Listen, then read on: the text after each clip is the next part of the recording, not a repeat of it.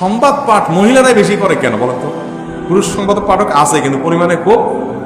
কাহিনী মনে করেন সংবাদ পাঠ যারা করে তাদের মধ্যে একবারে হিজাব পরে, নেকাব পরে, বোরকা পরে, শুধু চোখ দুটো খোলা আছে, সংবাদ পাঠ করবে কেউ?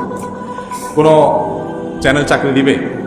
কোন চ্যানেলে যায় যদি বলে আমি সংবাদ পাঠিকা হিসাবে, আমার কণ্ঠ অসাধারণ, আমার উচ্চারণ খুবই শুদ্ধ, আমি জার্নালিজমে ঢাকা ইউনিভার্সিটিতে অনার্স মাস্টার্স করেছি, আমি সংবাদ পাঠ করব, একদম প্রমিত বাংলা উচ্চারণ করতে পারি আমি, কি বলেন? কোন চ্যানেল অ্যালাউ করবে? কেন করবে? একেবারে বোরকা বাদ দেন, শুধু যদি বলে আমি একেবারে নেকাব টেকাব করে করবো, তাও দু একটা চ্যানেলে দেখা যায় নামতে আসতে হয়তো বাদ দিয়ে, কিন্তু কোনো চ্যানেল সাধারণত অ্যালাউ করবে না। কাহিনী কি বলেন তো? কাহিনী হলো, আরে তোমাকে দেখতে দিতে হবে তো, আমার কাস্টমার খুশি করতে হবে না? কাহিনী বুঝতে বাকি আছে? মানে যেখানে যেখানে নারীর শরীরকে পণ্য হিসাবে উপস্থাপন করে কামানো যাবে, টেলিভিশন কর্তৃপক্ষ দর্শকদেরকে টানতেছে কি দিয়া? ওই ভদ্র মহিলা দিয়ে। শুনতে খারাপ শোনা যায় কিন্তু বাস্তবতা এটা না। রিসিপশনে কেন একটা সুন্দরী নারী সেজে গুজে বসতে হবে?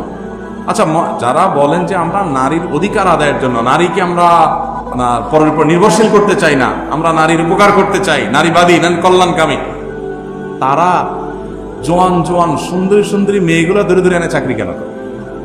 বা এই চাকরিটা মানে দেয়ার যে কালচারটা আমাদের সমাজে গড়ে উঠছে, এটা তো ওই আন্দোলনের ফসল। তো এইটা কেন হলো? হওয়া তো দরকার ছিল উল্টা। কোনটা? বুড়ো বুড়ো অসুন্দর অসুন্দর মহিলাগুলোর বেশি চাকরি দেওয়া দরকার ছিল। কারণ যেমন বৃদ্ধা নারী যারা আছে, বৃদ্ধা নারী, এই বেচারাদের চলতে বেশি অসুবিধা